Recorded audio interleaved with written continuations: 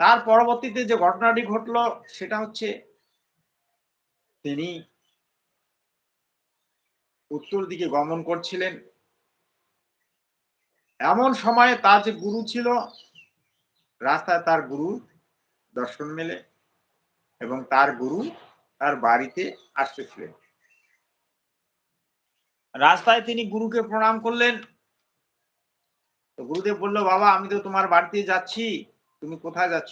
বলল, বাবা আমার খুব এমার্জেন্সি কাজ, আমি একটু কুচবিহারে যাব, তো আমাকে একটু যেতে দিন, দয়া করে আপনি আমার বাড়িতে যাবেন, আমি কালকে বাড়িতে যাব, পৌঁছে যাব, তো আপনি যান। গুরুকে প্রণাম করলেন। গুরুদেব তো হাসি মনে তিনি সেই খগেন্দ্র বাবুর বাড়িতে আসলেন। তো সেখানে এসে তিনি দেখতে পেলেন মানুষগুলো সব শোকাহত।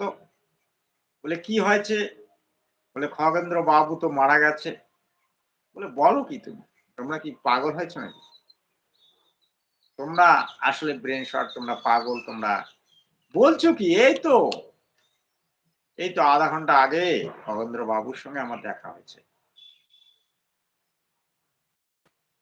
সবাই